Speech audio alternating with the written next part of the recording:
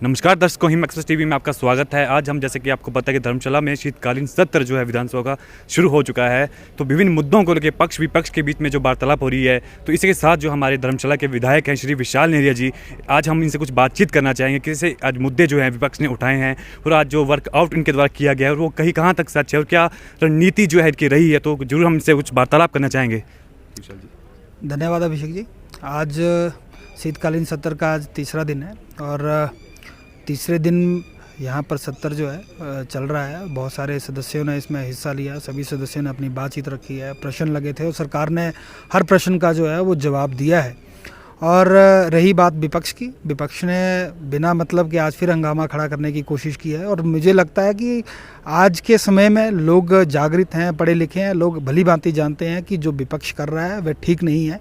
सदन जो है, इस सदन की एक गरिमा होती है और सदन में जो चुना हुआ व्यक्ति जाता है, नुमाइंदा जाता है, सदन का जो माननीय सदस्य है वह हर एक विधानसभा क्षेत्र के लोगों की इच्छाओं के अनुरूप आता है और उन लोगों की इच्छा रहती है कि हमारा चुना हुआ नुमाइंदा जो है हमारी बातचीत रखेगा, हमारे क्षेत्र की समस्याओं को लेकर वहाँ पर जाएगा, हम लोगों की समस्याओं का समाधान करेगा। तो वहाँ पर मुझे लगता नहीं कि विपक्ष का कोई भी ऐसा व्यक्ति है जिसने सकारात्मक तरीके से अपनी विधानसभा क्षेत्र की कोई बातचीत रखी हो। बिना मतलब के आप यहाँ पर हंगामा खड़ा कर रहे हैं और हंगामे जो है इनका बिल्कुल निराधार है। नियम के तहत ये लोग बात नहीं करते हैं। जब नियम के तहत इन्हें कोई व्यवस्था दी जाती है तो इनके पास जवाब नहीं होता है। तो ये बिल्कुल मुझे लगता है कि नकारात्मक रवैया है जो कि नहीं होना चाहिए। अगर आप सच में ही एक डेवलपमेंट की बात करते हैं, हिमाचल को और विकसित करना चाहते हैं, तो आपको सकारात्मक तरीके से सरकार का सहयोग देना चाहिए सदन चलाने के लिए। और सदन में अपने अपने क्षेत्र की बात, हिमाचल प्रदेश की डेवलपमेंट की बात जो है उस तरीके से रखनी चाहिए। बल्कि इन्होंने ये चीज़ की है, जो प्रॉब्लम्स जब ये सत्ता में रहे हैं तब इन्होंने हिमाचल प्रदेश के बीच में खड़ी करके रखी है, चाहे वो एम्प्लॉयज़ के लिए रखी है। अगर आप एनपीएस की बात करें तो वो इनकी द्वारा क्रिएट की हुई है। आज पुलिस कर्मचारी यहाँ पर हमारे बार बार बात रखते हैं। पुलिस की अगर समस्या को देखें तो 2015 में उनकी समस्या खड़ी हुई थी और उसकी प्रॉपर नोटिफिकेशन जारी हुई थी, तब इनकी सरकार थी। आज जब इनको पूछा जा रहा है कि भैया आप लोगों ने खड़ी की थी, तो ये वित्त का बहाना लेकर उस बात को रख रहे हैं। आज तो पेंडेमिक है, आज तो पेंडेमिक है जहाँ पर पूरा विश्व, हमारा पूरा भारत देश जो है वो आर्थिक समस्या से जूझ रहा है। तो अपनी उस समय की आप बात को आप लोग आर्थिक की समस्या से अगर कंपेयर कर रहे हैं तो मुझे लगता है बिल्कुल गलत है। जब आपके पास जवाब नहीं रहा है तो आप अपनी जो नाकामियाँ हैं उसको दूसरी तरफ थोप रहे हैं। जैसा कि आपको पता है कि विपक्ष द्वारा जब विभिन्न प्रकार के जो आरोप लगाए गए, जहां कि उनका कहना है कि जो आज करुणामूलक किया है, जो कर्मचारियों ने आंदोलन किया था, वो बैकडोर जो एंट्री है, तो आप इस बारे में क्या कहना चाहेंगे कि इनका मुद्दा जो है ये बैकडोर एंट्री की बात जो कर रहे हैं, ये किस बेस पे कर रहे हैं, क्यों कर रहे हैं? देखिए, करुणामूलक की बात करूँगा, उनकी बात को हिमाचल प्रदेश सरकार ने, माननीय मुख्यमंत्री जयराम ठाकुर जी ने बहुत अच्छे से सुना और उस पर एक बहुत अच्छा मैकेनिज्म डेवलप करके दिया है। अब धीरे धीरे उसका प्रोसेस शुरू किया है। इनकी सरकार जब थी तब इन लोगों ने ये भी तय कर दिया था कि अगर 50 साल से ऊपर का कोई व्यक्ति अगर सरकारी नौकरी के समय ऑन ड्यूटी अगर कोई एक्सपायर होता है तो उसे उसके परिवार के सदस्य जो है वो नौकरी का पात्र नहीं होगा। माननीय मुख्यमंत्री जी ने इस निर्णय को जो है वो बिल्कुल हटाया है और ये निर्णय दिया है कि अगर व्यक्ति नौकरी के आखिरी दिन भी अगर दुर्भाग्यपूर्ण उसकी मृत्यु होती है तो भी उसका परिवार का सदस्य जो है वो करुणामूलक के आधार पर पात्र रहेगा। तो इतना बड़ा निर्णय माननीय मुख्यमंत्री जी ने पहले ही लिया है और उन्होंने एक व्यवस्था बनाई है, उसके ऊपर प्रॉपर मैकेनिज्म बना रहे हैं कि हम लोग चरणबद्ध तरीके से इन करुणामूलक की समस्याओं का जो है समाधान करेंगे और उनके परिवार के सदस्यों को निश्चित तौर पर नौकरी जो है आने वाले समय में हम लोग देंगे और एक सिस्टम डेवलप करके चल रहे हैं। बल्कि जब इनकी सरकार थी तब तो ऐसे कोई सकारात्मक इन्होंने निर्णय जो है वो उन करुणामूलकों के लिए नहीं लिए। आज मुख्यमंत्री जयराम ठाकुर जी ने इतना बड़ा स्टेप लिया है और वो काफ़ी अप्रिशिएबल है। लोगों ने उस चीज़ को अप्रिशिएट किया है कि अगर सच में ही अगर कोई ऐसा व्यक्ति अगर अपनी नौकरी के अंतिम दिन भी अगर दुर्भाग्यपूर्ण उसकी मृत्यु होती है तो उसके परिवार के सदस्य को नौकरी आने वाले समय में जरूर दी जाएगी। चल जी, ऐसा कुछ जानना चाहेंगे, जैसे कहना चाहते हैं कि जैसे कांग्रेस की बात की जाए, उनके समय जो कार्यकाल होता था इसका 50 साल होता था, तो हमारे जो प्रदेश के मुख्यमंत्री श्री जयराम ठाकुर जी ने उनका जो कार्यकाल 8 साल बढ़ाया, इसमें सही सच है या क्या सही है? बिल्कुल सच है, इसकी बिल्कुल नोटिफिकेशन जारी हुई है। माननीय मुख्यमंत्री जी ने बहुत एक सकारात्मक जो है निर्णय लिया था और इसको प्रदेश की जनता ने भी स्वीकारा था और उन करुणामूलकों ने भी उसमें जो है इसकी अप्रिशिएशन करी थी। इसके साथ ही जैसा कि आपको पता है कि आज विभिन्न प्रदेश पर, जैसा कि आपको पता है हिमाचल प्रदेश जो है एक टूरिस्ट डेस्टिनेशन मानी जाती है। दुनिया प्रदेश भर के जो यहाँ पे टैक्सी यूनियन के जो कर्मचारी थे आज हड़ताल पे थे, रैलियाँ निकाली थी। उनका मुद्दा किस हद तक सही है और किस उस मुद्दे पे अभी तक बातचीत हुई है या नहीं हुई? कि आज माननीय मुख्यमंत्री जी का वाराणसी का प्रवास रहा है। वहाँ पर सभी देश के जितने भी मुख्यमंत्री हैं वह प्रधानमंत्री जी से मिलने वाले हैं और सभी विभिन्न विभिन्न राज्यों की वहाँ पर प्रधानमंत्री जी के साथ बातचीत होने वाली है। तो जो उनका विषय था उस विषय के ऊपर जो है हमारे पार्टी के वरिष्ठ, जो हमारे सदन के वरिष्ठ सदस्य हैं, माननीय मंत्री महोदय हैं, जिनको अधिकृत किया गया है माननीय मुख्यमंत्री जी द्वारा, उनके साथ उनकी बातचीत हुई है, उन तक बात पहुंची होगी। उसके ऊपर जैसे जैसे सरकार और जो हमारा वरिष्ठ नेतृत्व है निर्णय लेगा वो बिल्कुल उचित होगा और उनके फेवर में होगा निश्चित तौर पर। देखिए, अब थोड़ा सा मैं आपको एक बात जरूर बताना चाहूँगा, क्योंकि पिछले 2 वर्ष का जो ये हमारे बीच में कार्यकाल रहा है, जो समय रहा है, ये बहुत दुर्भाग्यपूर्ण था। हम लोगों को कोरोना जैसी वैश्विक महामारी से जूझना पड़ा और बहुत सारे जो इश्यूज थे पूरे प्रदेश के, देश के, वो डाइवर्ट हुए हैं, विभिन्न चीज़ों में डाइवर्ट हो चुके थे। अब हम लोग पुरानी व्यवस्था में फिर से स्थापित होने जा रहे हैं और मुझे पूरा विश्वास है, मैं आपके चैनल के माध्यम से लोगों से भी ये निवेदन करना चाहूँगा, आप अपना विश्वास बनाए रखें। ये भारतीय जनता पार्टी है, जब जब हमारी सरकारें देश में, प्रदेश में बनी है, एक सकारात्मक रवैया अपनाते हुए देश हित के लिए और प्रदेश हित के लिए हमारी सरकारों ने निर्णय लिया है। चाहे आप आज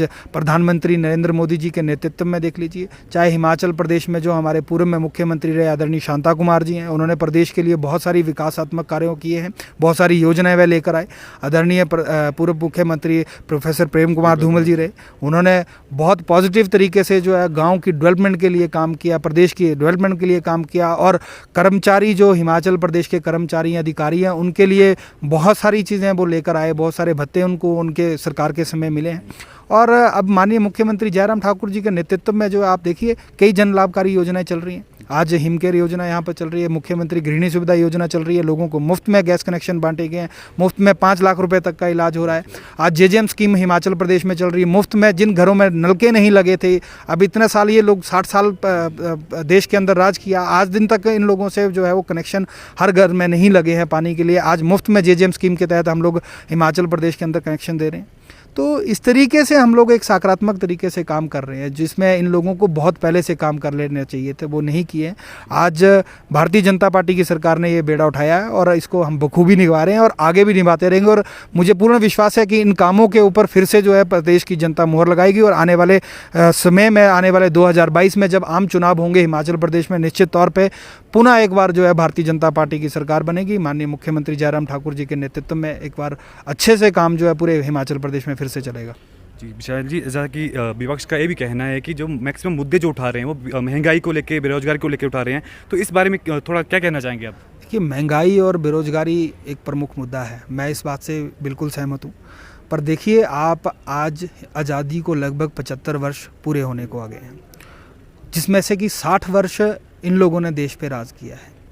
अपने कार्यकाल में ये लोग क्या चीज़ें कर गए हैं? क्या महंगाई को ये उस समय क्यों नहीं कंट्रोल कर पाए? जब देश आज़ाद हुआ था, डॉलर की कीमत 1 रुपये के समान थी, तेल की कीमतें आप उस समय निकाल लीजिए। 2013 में भी इनकी देश में सरकार थी, उस समय लगभग 1400 रुपये का सिलेंडर जो है देश की जनता और प्रदेश की जनता भरवाती थी। तो तब कहाँ पर महंगाई का मुद्दा था? तब क्यों नहीं ये बात करते थे? आज देश की अखंडता, एकता के लिए प्रधानमंत्री नरेंद्र मोदी जी ने बहुत अच्छे से काम किया है। महंगाई के अलावा भी कई सारे इश्यूज़ हैं जिनके ऊपर काम किया और शायद इनके कार्यकाल में वो काम हो जाने चाहिए थे, जो कि इनसे नहीं हुए, जिसमें ये नाकाम हुए। और उसी नाकामी के कारण इन लोगों को जो है, कांग्रेस सरकार को जो है, देश की जनता ने जो है देश से बाहर निकाल दिया, इनको सत्ताहीन कर दिया। और आज प्रधानमंत्री नरेंद्र मोदी जी के नेतृत्व में एक अच्छा शासन जो है पूरे देश में चल रहा है। माननीय मुख्यमंत्री जयराम ठाकुर जी बहुत अच्छे से काम कर रहे हैं और मुझे पूर्ण विश्वास है जिस दिशा और दशा में हम लोग देश का सुधार चाहते हैं, उसमें भी हम लोग महंगाई और बेरोजगारी के ऊपर अच्छे से काम करेंगे। आप देखिए, जो पिछला वित्त आयोग था, जो वित्तीय वर्ष था हमारा हिमाचल प्रदेश का, उसमें लगभग 30,000 से ज़्यादा नौकरियाँ जो है अलग अलग विभागों में जो है विभिन्न तरीक़ों से जो है माननीय मुख्यमंत्री जयराम ठाकुर जी ने उपलब्ध करवाई थी।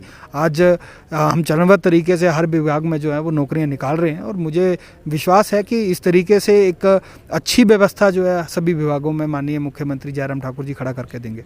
जैसे कि आपको पता है कि धर्मशाला जो सेकंड कैपिटल है हिमाचल प्रदेश की, दूसरी राजधानी बोलते हैं धर्मशाला को, तो आपका चुनावी क्षेत्र है धर्मशाला, तो इसको लेके विकसित, जैसे कि आपने काफ़ी समय से इसमें विकसितता आ रही है, पर्यटक की दृष्टि से बढ़ रहा है हमारा धर्मशाला, तो धर्मशाला में जो विकसित करने के लिए जो मुद्दे हैं वो किस प्रकार के अभी तक आप सदन में लेके आए हैं, किस प्रकार से? देखिए, मुझे 2 साल MLA बने हुए हैं। मैं 2019 में MLA बनकर आया था और मात्र 4 महीने के बाद कोरोना का काल आया था। फिर भी उस कोरोना के काल में अगर आप लोग देखें तो बहुत अच्छे से काम करने की कोशिश की है। सभी विभाग के अधिकारी कर्मचारियों का बहुत अच्छा सहयोग मिला, सभी जो पंचायत के जनप्रतिनिधि हैं उन लोगों का भी बहुत अच्छे सहयोग मिला। और सबसे मैंने एक आग्रह किया था कि हम लोग यूनाइट होकर जो है धर्मशाला के डेवलपमेंट के लिए काम करेंगे। मेरे एमएलए बनने के बाद ही हम लोगों ने धर्मशाला की स्मार्ट सिटी के प्रोजेक्ट्स को जो है काम करना शुरू किया था। उसके बाद टेंडर्स उसकी प्रक्रिया शुरू की थी, उसका मैप पूरा डिज़ाइन किया था। जब इनकी सरकार थी इन लोगों ने तो एरिया बेस्ड डेवलपमेंट वहाँ पर तय की थी। मात्र 3 वार्डों में ही हम लोग स्मार्ट सिटी का पैसा खर्च करेंगे, उसको रिवोक करवाया, उसको चेंज करवाया।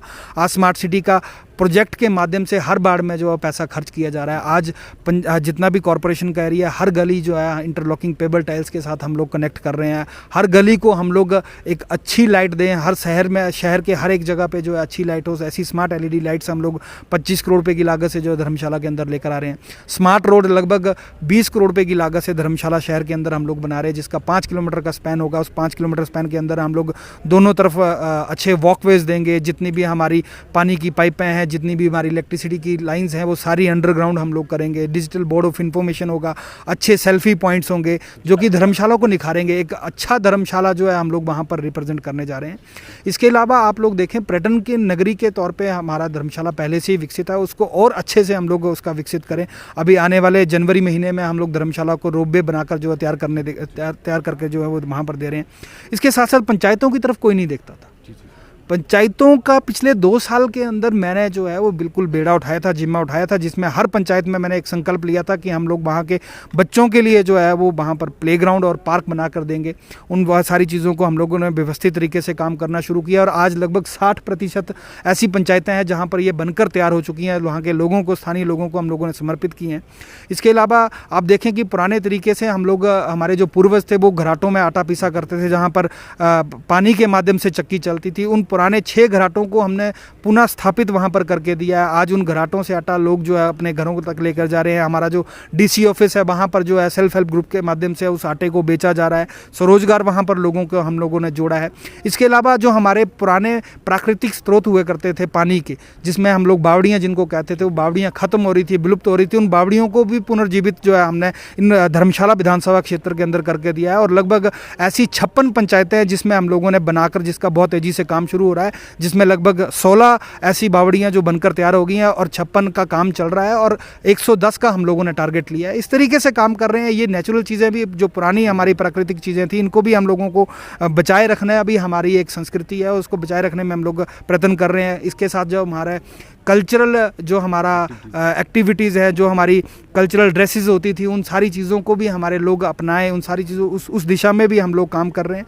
तो एक अच्छे से हम लोगों ने धर्मशाला का एक कोशिश की है कि डेवलपमेंट हम लोग करेंगे। और मुझे लगता है कि ये कोशिशें जब सभी लोगों की इसमें कंट्रीब्यूशन होगी तो इसका बहुत बड़ा लाभ जो है हमारे धर्मशाला वासियों को मिलेगा। और निश्चित तौर पे इसका सीधा जो एक इसका जो टारगेट है वो हमारा यही है कि हम लोगों को जागरूक कर सकें, हम लोगों को रोजगार के साथ साथ स्वरोजगार के भी जरिए वहाँ पर जो अवसर जो है वो दे सकें, वो ताकि लोग अपना जीवन यापन जो है अच्छे से चलाएं। विशाल जी, अंत में बस आपसे मैं एक ही बात पूछना चाहूँगा, जैसे कि हमारे धर्मशाला में जो गद्दी समुदाय कल्याण की पिछले कल जो बोर्ड की मीटिंग रही है, तो उसमें हमारे जो गद्दी समुदाय के लोग हैं उनको किस प्रकार की जो लाभ हैं, किस प्रकार के जो मुद्दे वहाँ पे उठे थे और किस प्रकार की योजनाएं जो गद्दी समुदाय के लोगों के लिए, जो कल्याण बोर्ड के लिए लाई गई हैं, तो उस बारे में क्या कुछ बताना चाहेंगे? देखिए, कल लगभग काफ़ी विभागों की जो है माननीय मुख्यमंत्री जी के साथ बैठक हुई है। गद्दी कल्याण बोर्ड था, गुज्जर कल्याण बोर्ड था, ओबीसी कल्याण बोर्ड था, बहुत सारे कल्याण बोर्डों को लेकर बैठकें हुई हैं, अलग अलग बैठकें हुई हैं। सभी अधिकारी वहाँ पर उपस्थित थे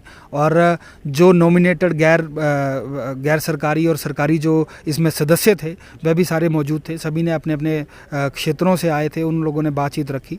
तो जिस तरह की समस्या वहाँ पर बताई हैं कि किस तरह से जो हमारे भेड़ पालक हैं वो पहाड़ों में जब भेड़ बकरियाँ अपनी लेकर जाते हैं, किस तरह से उनको जो है वो वहाँ पर मुसीबतों का सामना करना पड़ता है। उन मुसीबतों से सामना करने के लिए क्या क्या उन लोगों को इक्विपमेंट्स की ज़रूरत है, क्या फैसिलिटीज़ की ज़रूरत है, वो बातचीत रखी है, जिसमें माननीय मुख्यमंत्री जी ने आश्वस्त किया कि वह सारी चीज़ें उन लोगों को चरणबद्ध तरीके से हम लोग मुहैया करवाएंगे, चाहे उनके वाटर शेड्स हों, चाहे उनकी दवाइयाँ हों, चाहे उनके ट्रांसपोर्टेशन को लेकर हो।